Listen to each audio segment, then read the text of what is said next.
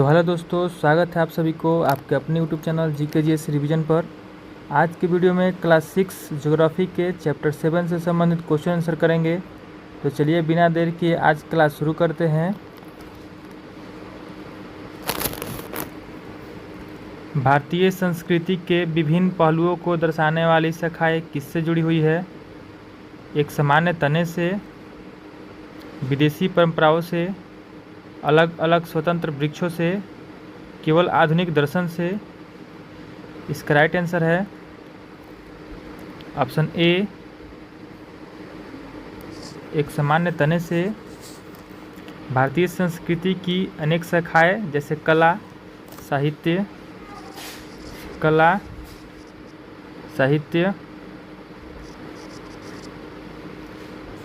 अनेक शाखाएं जैसे कला, साहित्य आदि एक सामान्य तने से जुड़ी हुई है, जिसे स्थिरता देता है। नेक्स्ट क्वेश्चन,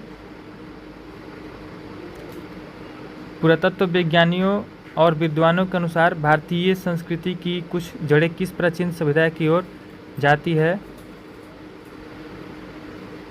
मेसोपोटामिया की सभ्यता, सिंधु या हड़प्पा अथवा सिंधु सरस्वती सभ्यता, चीनी सभ्यता, मिस्र की सभ्यता।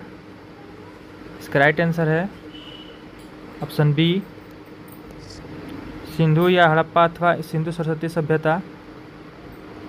विद्वानों ने स्पष्ट किया है कि भारतीय संस्कृति के प्राचीनतम स्रोत सिंधु सरस्वती सभ्यता में मिलते हैं। नेक्स्ट क्वेश्चन, वेद शब्द की उत्पत्ति किस मूल शब्द से हुई है और उसका अर्थ क्या है? वंदन, जिसका अर्थ है प्रार्थना, विद, जिसका अर्थ है ज्ञान, वेदिका, जिसका अर्थ है यज्ञवेदी, वाद, जिसका अर्थ है विचार विमर्श। इसका राइट आंसर है विद, जिसका अर्थ है ज्ञान, ऑप्शन बी। वेद शब्द जो है विद से बना है, जिसका शाब्दिक अर्थ होता है ज्ञान, जैसे विद्या। नेक्स्ट क्वेश्चन, निम्नलिखित में से कौन सा वेद 4 वेदों की सूची में शामिल नहीं है? आयुर्वेद, अथर्ववेद, ऋग्वेद, सामवेद। इसका राइट आंसर है ऑप्शन ए, आयुर्वेद। आयुर्वेद जो है चिकित्सा का ग्रंथ है। यह 4 मूल वेद जिसे ऋग्वेद, यजुर्वेद, सामवेद, अथर्ववेद का हिस्सा नहीं है। नेक्स्ट क्वेश्चन, प्राचीन काल में वेदों को आगे की पीढ़ियों तक कैसे पहुंचाया जाता था? ताम्रपत्रों पर लिखकर, मौखिक पाठ और सुव्यवस्थित सुस्पष्ट संप्रेषण द्वारा, शिलालेखों के माध्यम से, विदेशी यात्रियों की यात्रा वृत्तांतों द्वारा। इसका राइट आंसर है मौखिक पाठ, यानी ऑप्शन बी, मौखिक पाठ और सुव्यवस्थित सुस्पष्ट संप्रेषण द्वारा। नेक्स्ट क्वेश्चन, यूनेस्को ने किस वर्ष वैदिक पाठशैली को मानवीयता के मौखिक और अमूर्त विरासत की अनुपम कोटि के रूप में मान्यता दी है? वर्ष 2005 में, 2011 में, 2008 में, 2000 में। इसका राइट आंसर है ऑप्शन सी, 2008 में। यूनेस्को ने 2008 में वैदिक मंत्रोच्चार की इस अद्वितीय मौखिक परंपरा को वैश्विक अमूर्त विरासत माना है। नेक्स्ट क्वेश्चन, वैदिक ऋचाओं की रचना किनके द्वारा की गई थी? केवल मगध के राजाओं के द्वारा, ऋषियों यानी कवियों और ऋषिकाओं यानी कवियत्रियों के द्वारा, आधुनिक भाषा वैज्ञानिकों द्वारा, केवल विदेशी विद्वानों द्वारा। इसका राइट आंसर है ऋषियों और ऋषिकाओं के द्वारा। वैदिक संस्कृति में पुरुषों यानी ऋषि और महिलाओं को ऋषिका दोनों ने मंत्रों और ऋचाओं की रचना की थी। नेक्स्ट क्वेश्चन, वैदिक ऋचाएँ मुख्य रूप से किस क्षेत्र में रची गई? दक्षिण भारत के चोल साम्राज्यों में, मगध और अंग क्षेत्र में, हिमालय की चोटियों पर, सप्त सिंधु क्षेत्र में। इसका राइट आंसर है सप्त सिंधु ऑप्शन डी सप्त सिंधु क्षेत्र में। ऋग्वेद की अधिकांश जो है ऋचाओं की रचना 7 नदियों के क्षेत्र यानी सप्त सिंधु क्षेत्र में हुई थी। नेक्स्ट क्वेश्चन, वैदिक दर्शन में मानव जीवन और ब्रह्मांड में व्यवस्था और सत्य को बनाए रखने वाली संकल्पना को क्या कहा गया है? सभा, रीत या सत्य क्रम, अपरिग्रह, यज्ञ। इसका राइट आंसर है रीत, ऑप्शन बी। वेदों को रीत या ब्रह्मांडीय नैतिक व्यवस्था को आधारभूत नियम माना गया है। नेक्स्ट क्वेश्चन, ऋग्वेद में वर्णित जन शब्द से क्या तात्पर्य है? लोगों का बड़ा समूह या कबीला, यज्ञ में दी जाने वाली आहुति, एक विशेष प्रकार का अनाज, केवल राजा का महल। इसका राइट आंसर है ऑप्शन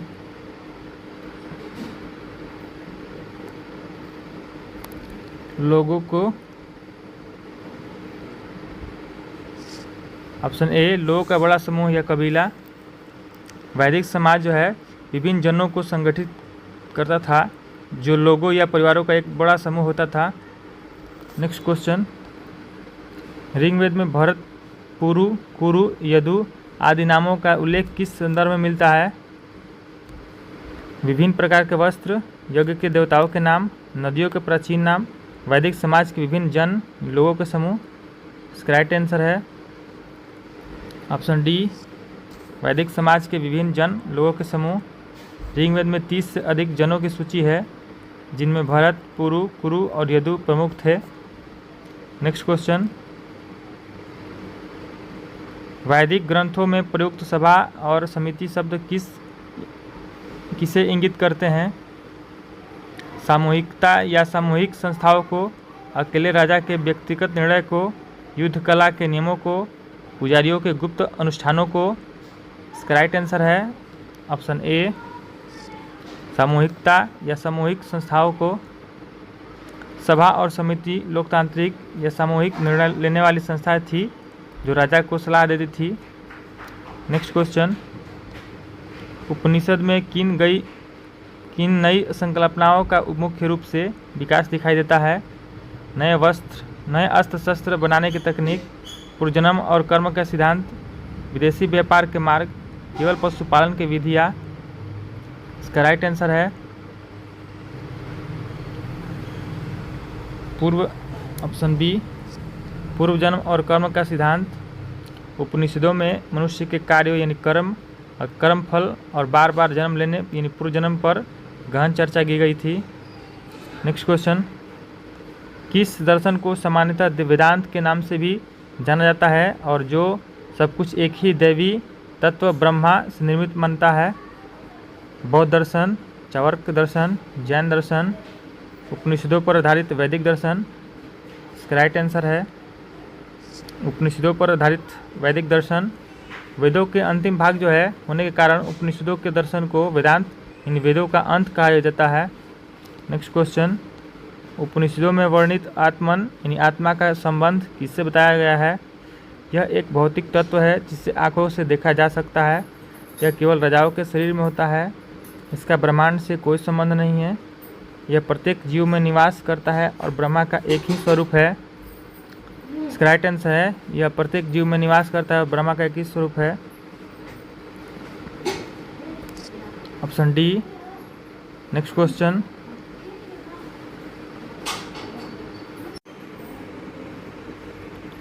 प्रसिद्ध प्रार्थना जो सर्वे भवन्तु सुखिनः से आरंभ होती है उसका मुख्य संदेश क्या है?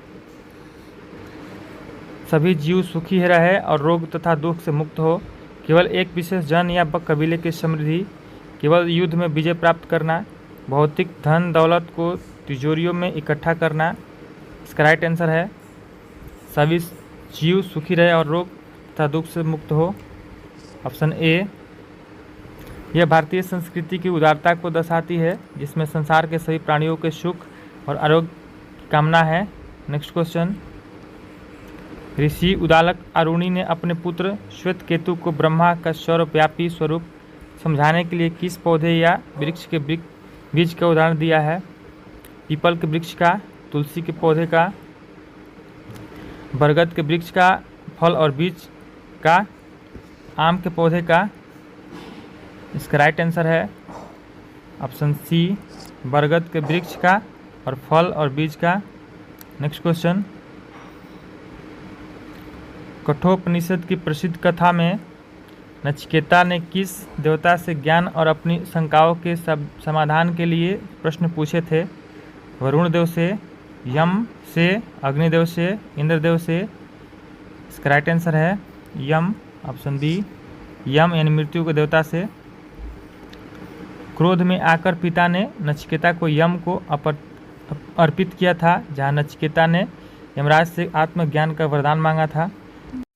राजा जनक के दरबार में किस सुप्रसिद्ध महिला दार्शनिक ने ब्रह्मा के स्वरूप पर ऋषि याज्ञवल्क्य से शास्त्र किया था? लोपामुद्रा, सरस्वती, गार्गी, उषा। इसका राइट आंसर है ऑप्शन सी, गार्गी। गार्गी एक महान विदुषी थी जिन्होंने राजा जनक की सभा में ऋषि याज्ञवल्क्य को वह कठिन दार्शनिक चुनौती दी थी। नेक्स्ट क्वेश्चन, राजकुमार सिद्धार्थ यानी गौतम बुद्ध का जन्म किस स्थान पर हुआ था जो वर्तमान में नेपाल में स्थित है? बोध गया, कुशीनगर, सारनाथ, लुम्बिनी। इसका राइट आंसर है ऑप्शन डी, लुम्बिनी। राजकुमार जो है सिद्धार्थ का जन्म कपिलवस्तु के पास लुम्बिनी नामक स्थान पर हुआ था, जो अब नेपाल देश में है।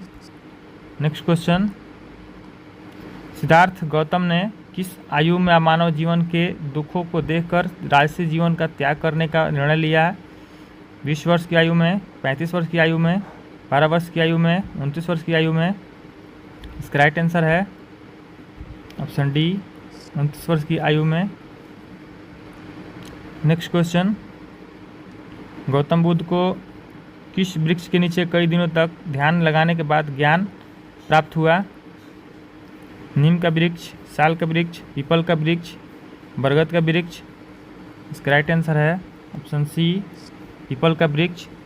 गया के जो है फाल्गु नदी किनारे पीपल के वृक्ष के नीचे सिद्धार्थ को ज्ञान मिला, जिसके बाद वह बुद्ध कहलाए। और जो नदी है फाल्गु नदी, उसको बोलते हैं निरंजना नदी। नेक्स्ट क्वेश्चन, बुद्ध के उपदेशों में निहित अहिंसा का मूल अर्थ क्या है? अपने कबीले की रक्षा के लिए युद्ध करना, दूसरों पर केवल शारीरिक बल का प्रयोग करना, किसी को भी चोट ना पहुंचाना या नुकसान ना पहुंचाना, केवल जानवरों को बलि देना। इसका राइट आंसर है किसी को भी चोट ना पहुंचाना या नुकसान ना पहुंचाना, ऑप्शन सी। नेक्स्ट क्वेश्चन, बुद्ध द्वारा स्थापित संघ से क्या तात्पर्य है? व्यापारियों का एक संघ जो कर वसूलता था, भिक्षुओं और भिक्षुणियों का एक समुदाय, सैनिकों की एक विशेष टुकड़ी, राजा के मंत्रियों की एक गुप्त समिति। इसका राइट आंसर है ऑप्शन बी, भिक्षुओं और भिक्षुणियों का एक समुदाय। नेक्स्ट क्वेश्चन, जैन मत के 24वें तीर्थंकर राजकुमार वर्धमान महावीर का जन्म किस प्राचीन नगर के समीप हुआ था? पाटलिपुत्र, लुम्बिनी, वैशाली, वाराणसी। इसका राइट आंसर है ऑप्शन सी, वैशाली यानी बिहार में है।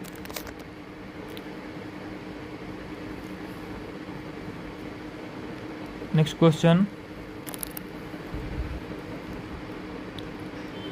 जैन मत के सिद्धांतों में शामिल अनेकांतवाद का क्या अर्थ है? केवल एक ही दृष्टिकोण को परम सत्य मानना, ईश्वर की सत्ता को पूरी तरह नकार देना, बहुत सारे देवी देवताओं को पूजा करना, सत्य के अनेक पक्ष या दृष्टिकोण होते हैं। इसका राइट आंसर है सत्य के अनेक पक्ष या दृष्टिकोण होते हैं, ऑप्शन डी। नेक्स्ट क्वेश्चन, प्राचीन काल का वह कौन सा दर्शन है जो केवल भौतिक विगत को ही सत्य मानता था और जिसे लोकायत भी कहा जाता है? वेदांत दर्शन, चार्वाक दर्शन, योग दर्शन, जैन दर्शन। इसका राइट आंसर है चार्वाक दर्शन, ऑप्शन बी। चार्वाक दर्शन को लोकायत भी कहते हैं। इसके अनुसार जो आँखों से दिखता है वही सत्य है और मृत्यु के बाद कोई जीवन नहीं होता। नेक्स्ट क्वेश्चन, यद्यपि वैदिक, बौद्ध और जैन दर्शनों में विभिन्नताएं थी, फिर भी उनमें कौन सी संकल्पनाएं जो है समान रूप से पाई जाती है? धर्म, कर्म, पुनर्जन्म, अज्ञानता के अंत की खोज, जाति व्यवस्था कड़ाई से पालन, पशुओं की अनिवार्य बलि देना, केवल वेदों की सर्वोच्चता को स्वीकार करना। इसका राइट आंसर है ऑप्शन ए, धर्म, कर्म, पुनर्जन्म और अज्ञानता के अंत की खोज। नेक्स्ट क्वेश्चन, मानव विज्ञानियों के अनुसार वर्तमान में जनजाति शब्द से क्या तात्पर्य है?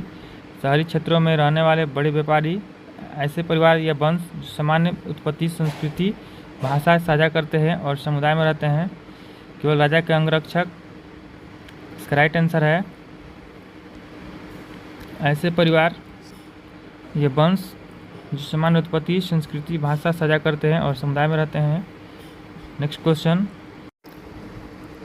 भारत की आधिकारिक जनगणना 2011 के अनुसार भारत में कुल कितनी जनजातियां निवास कर रही थी, जिनकी कुल संख्या लगभग 104 मिलियन थी? 705 जनजातियाँ, 350 जनजातियाँ, 100 जनजातियाँ, 1500 जनजातियाँ। इसका राइट आंसर है 750 जनजातियाँ। 2011 के आधिकारिक जो आंकड़े हैं उसके अनुसार भारत के विभिन्न राज्यों में 705 मान्यता प्राप्त जनजातियाँ निवास कर रही थी। तो आज के लिए इतना ही। आज का वीडियो अच्छा लगा हो तो वीडियो को लाइक करें, शेयर करें, कमेंट करें और चैनल पर नए हो तो चैनल को सब्सक्राइब करें। मिलते हैं नेक्स्ट वीडियो में। Thank you.